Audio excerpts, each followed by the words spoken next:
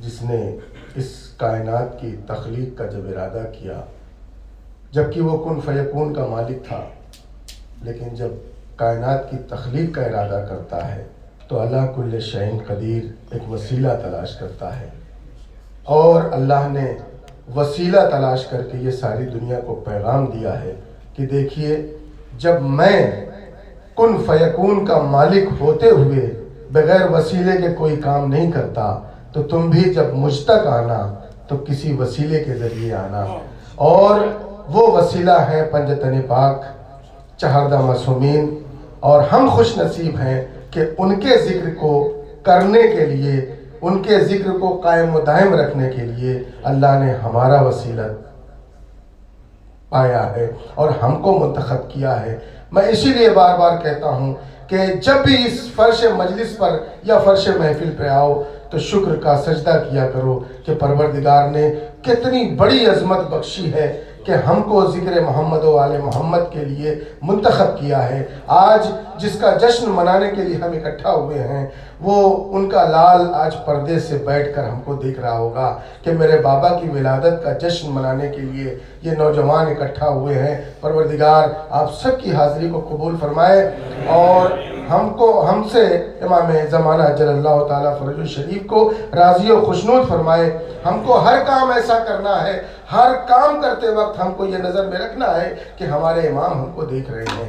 محفل اور مجلس کا مطلب صرف یہ نہیں ہوتا ہے کہ آپ اپنی ذمہ داریاں نبھا چکے، ہو گئی محفل۔ محفل اور مجلس ذکر اہل بیت کا تعلق جو ہوتا ہے وہ عقیدے سے ہوتا ہے اور خلوص سے ہوتا ہے۔ جیسا کہ آپ بارہا سنتے رہتے ہیں کہ کوئی بھی عمل ہو، چاہے وہ ذکر اہل بیت سے تعلق رکھتا ہو یا نماز اور اصول دین اور فروع دین سے تعلق رکھتا ہو، اگر آپ کے اندر خلوص نہیں ہے تو سب آپ کے منہ پہ مار دیا جائے گا۔ خود مولا حسین نے یہ بات کہی ہے کہ اگر میرے مقصد کو سمجھے بغیر تم عزاداری کرو گے، قما زنجیر لگاؤ گے، نوحہ پڑھو گے، محفل پڑھو گے، شاعری کرو گے، ذاکری کرو گے، میرے مقصد کو پیش نظر نہیں رکھو گے تو میں یہ سب تمہارے منہ پہ مار دوں گا۔ تو ہمیں اس بات کا خیال رکھنا چاہیے، محفل مجلس صرف انجوائے کے لیے نہیں ہوتی۔ یہاں پر آنے کا مقصد یہ ہے کہ جناب فاطمہ زہرا اور جناب ثانیہ زہرا سلام اللہ علیہا کو پیش نظر رکھنا ہے کہ انہوں نے کس مقصد کے تحت اس فرش عزا کو بچھایا تھا، قاتل کے گھر میں اس فرش عزا کو کیوں بچھایا تھا۔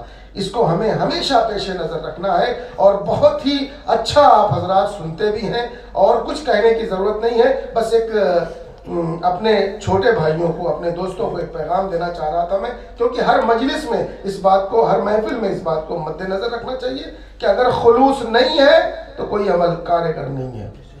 لاکھوں روپے آپ خرچ کر دیجئے، کوئی فائدہ نہیں ہے۔ ایک نعرہ صلوات پڑھیں آپ حضرات۔ آج جشن امام حسن عسکری علیہ السلام کی مبارکباد میں آپ سبھی حضرات کی خدمت میں پیش کرتا ہوں، اور آئیے ہم سب مل کر اپنے آخری امام کی خدمت میں ایک نعرہ صلوات کے ذریعے مبارکباد پیش کریں۔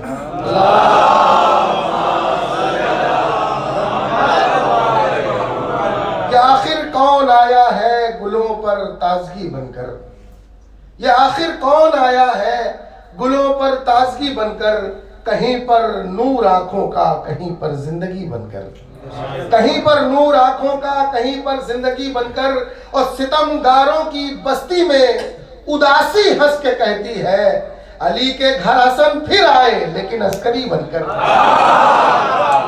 علی کے گھر حسن پھر آئے لیکن عسکری بن کر۔ اور یہ شعر بطور خاص کہ خدا جس کی حفاظت خود کرے گا رکھ کے پردے میں، خدا جس کی حفاظت خود کرے گا رکھ کے پردے میں، وہ چمکا ہے جبین عسکری پر روشنی بن کر، وہ چمکا ہے جبین عسکری پر روشنی بن کر۔